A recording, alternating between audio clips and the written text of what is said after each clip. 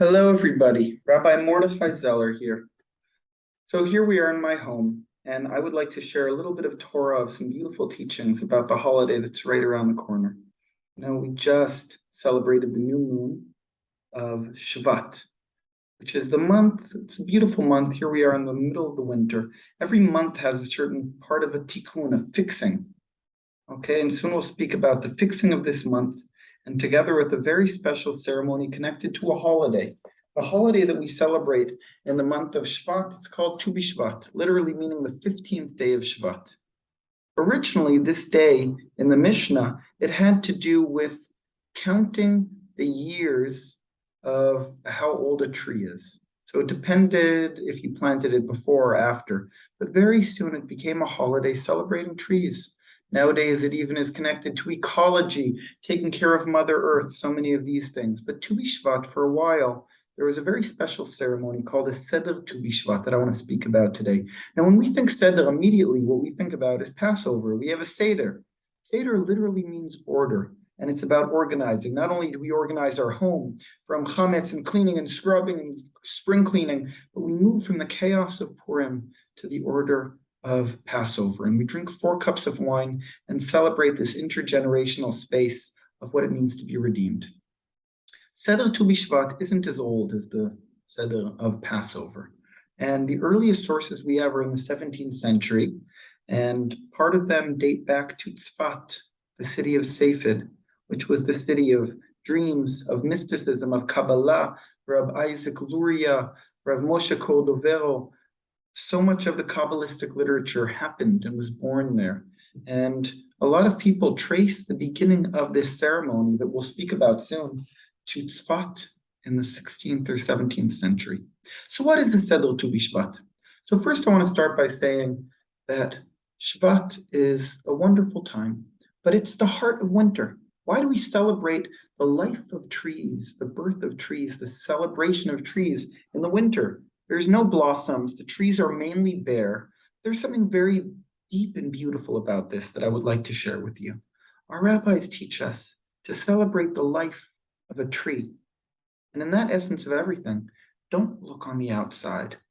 Because even though on the outside it looks like there's no branches, there's no leaves, but the secret inner undercurrent of life, the roots, that's where life takes place. And even though we can't see it with our eyes, we know that it's taking place. There is one tree that blossoms and is beautiful and its amazing blossoms each year on Tu B'Shvat, and that is the shkedia, the almond blossom, that gives the most beautiful blossoms. And already driving down the Gilboa, I saw some of these beautiful blossoms of a tree. So what do we do in Seder Tu B'Shvat? So we will be celebrating the 15th day of Shvat, which comes out next week, Sunday night, Monday. Okay? And what I'm going to show you today is an invitation to do this. And the first thing, the most important thing, is you gather together some people you love. It could be your family, it could be your friends, people we want to share something with. And we get cups, and we need 2 kinds of wine. We need to have red wine, and we need to have white wine. The reason we need 2 kinds of wine, is because we are going to be drinking cups of wine and moving from white wine, which symbolizes the frost of winter, being frozen, being stuck, to the red blossoms of life. It's like our blood kind of moving, and it's the red flowers that are blossoming around us everywhere. And we're gonna have 4 cups of wine as we move between the 4 olamot, the worlds. The word in Hebrew olam comes from the word ne'elam, that which is hidden.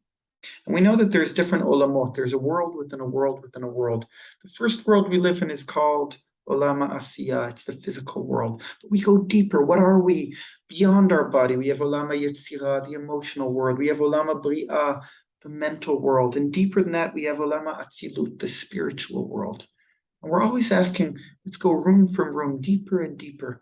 The story, one of the earliest stories of Jewish mysticism, is Arba Shenichnasu LePardes, 4 people who went into paradise, which is an acronym for Pshat, Remez, Drash, Sod, how we meet reality on all of its different levels.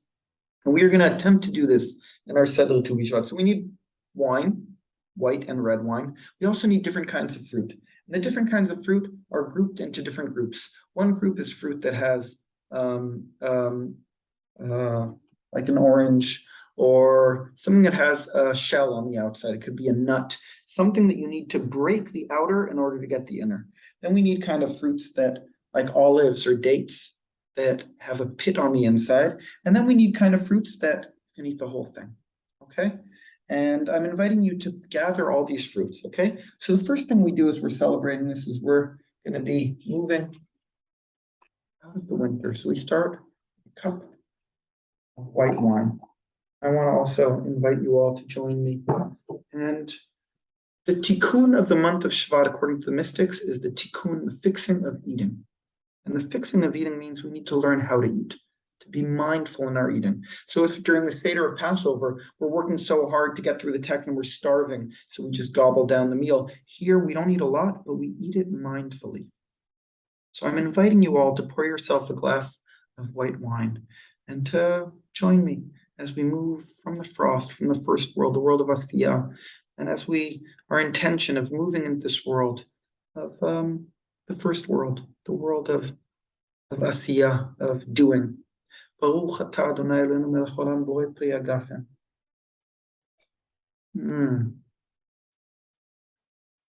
Savor the taste of good wine. So what do we have in the first world? First world, we have fruits like this. Now, this is an amazing fruit, but if I come and I just take a bite out of it, then it won't be tasty. There are fruits like bananas, like oranges, like many other fruit that have a klipa, a husk, a peel, and I need to peel it to get inside. And I want us, as we're peeling, whatever it is we're doing, as we're breaking through the nut, I want you to meditate, to think, what are the peels in my life? What are the parts in myself that stop people from seeing who I am and getting to the inside? What are the things that when people meet me, I say, hello, I'm Mordechai. I live in Mala Gilboa. I'm a psychologist. What do you do? Where are you from? These are all the questions that have to do with our persona, with our masks. But it's not who I am. Rarely do I meet somebody and say, hello, who are you? Why did you come to this world? We don't ask these questions. We have peels. But I want us also to take a moment and be grateful to our peels, because all these things, our defense mechanisms, have protected us for many years. But very often I see in this room in my clinic that the parts that have protected us most are also the parts that end up being our prison. Don't let anybody in. So let's thank our peels for being who they are, for enabling us to be protected and not letting everybody in. But also let's celebrate the fact that sometimes we do let people through. When they get through, worth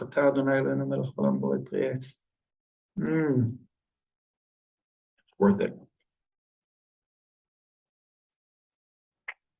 It's totally worth it. What are my peels? What are the parts that I show the world that are actually stopping people from coming in touch with who I truly am? Okay. For the next world, we're going to be taking the white wine and adding a tiny, tiny little drop of red. So it only is going to come like pinkish, like this. Okay. And the second world is the world of Yetzirah. And as I go into the world of Yetzirah, which literally means creativity, but it also means Yetzer, which is our urges. So we're going to say L'chaim, and we're entering in a little bit deeper. L'chaim. We drink our cups. We're moving inward. In the next world, I'm inviting you to pick up a date or an olive or something that has a pit on the inside. And here we are. You know those people, you meet them, they look so sweet, they look so great, but then you take a bite, right? And, oh my God, you break your teeth because what you're coming in touch with is their pit. What is that pit? I mean, it's sweet. These are the people that come and they look amazing, they look sweet, they look great. But when you get to know them a little bit more, you're coming in touch with that pit. Now, this is hard. This can break your teeth. But the pit is also the most important part. That's where people grow from. What is my pit? What is that side that I don't always let people see? But once they get to know me, I'm willing to share with them. What do we do with each other's pits? How often am I willing to handle somebody's pits? What's easier, to have a peel but no pit, or to have a pit and no peel? How many of us have both? But here we're celebrating our pits and also thanking them, because the pits is where we grow from, our hardest places. So as we're eating this, And if you can eat it, and when you hit the pit, take a minute to savor it, to taste it, to thank it as we take it out. And as we learn how to grow from our pits. Okay, the next world, the world of Bria, has even more wine. So it's already becoming kind of like half-half with a little splash of white. So it should be mainly red, a tiny bit of white. L'chaim, we're entering into the world of Bria, which literally means creation. For this, we're going to take a fruit that has no peel and has no pit, and we can eat the whole thing. And when we're in the world of ideas, it's easier when we move through our emotions, through what we do. Speaking about thoughts sometimes is easier, but it's also deeper. We can enjoy these things as they are, appreciate them from this sublime, amazing taste. So I'm inviting you all to taste that and to share thoughts with each other. Sometimes it takes a while until somebody sees who I am on the core, beyond my thoughts, beyond my feelings, beyond what I do. And it takes somebody special to be able to share that with. And the last world is just what? Red wine. This is the force of life, the blood that flows through our veins, the red flowers growing everywhere. We are celebrating life as it's bursting forth outside and within us. It says about the people of Israel when they stood on Mount Sinai, it says, Parchani Shmatam, which means their soul left them, but it could also be read, their soul blossomed. And here we are celebrating the beauty around us and eating amazing fruits. There's a Gemara that says in the Yerushalmi that we will give judgment for trees and fruits that we could have tasted and enjoyed and we didn't in this life. So l'chaim, l'chaim.